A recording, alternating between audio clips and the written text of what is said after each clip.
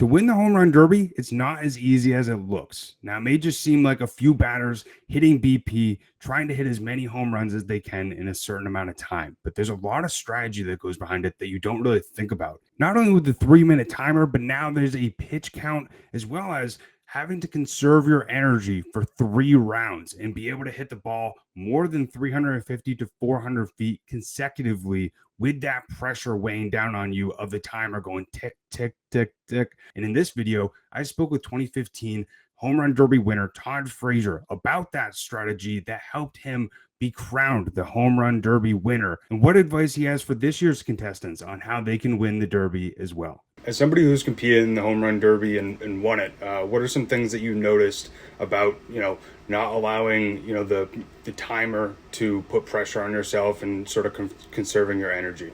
Yeah, I think when there was a timer, when I did it, it was trying to figure out when to make a timeout call.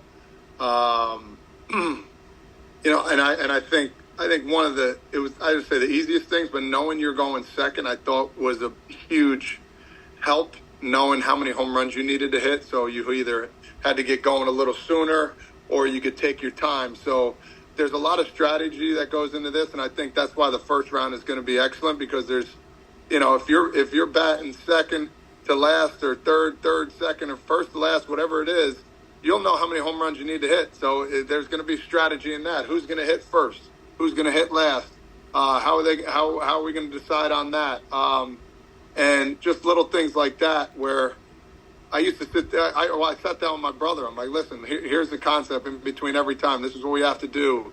Make sure you got 4 balls in your hands instead of 3 at the time. Like, there's little things that not many people understood what went into winning this home run derby.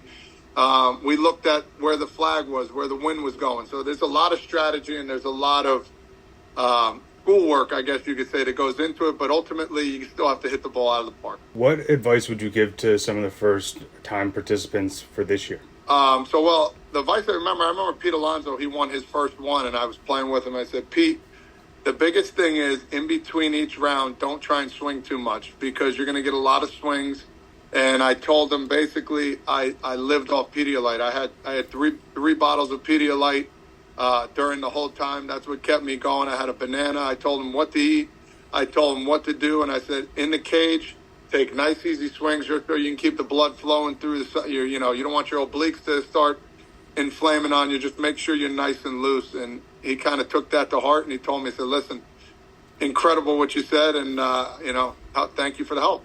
I don't know about you. I didn't realize all the strategy that went into winning the Home Run Derby that Todd just went through. And I hope that you were able to take something from this video, and maybe it helps you look at the Home Run Derby a little bit differently when you're watching it tonight. But let me know who you think will end up being crowned the Home Run Derby winner. Put it down in the comment section below. I'm really curious to hear the answers that you guys come up with, but can't wait for this awesome event to take place and for us to see if maybe Pete Alonso can win another one, or we can see one of the youngsters like Gunnar Henderson be crowned this year's Home Run Derby winner. But if you want to see more videos just like this, make sure to subscribe to the channel and give me a big thumbs up if you did enjoy this video. But I hope you have a great rest of your day, and I'll see you and talk to you next time. Peace.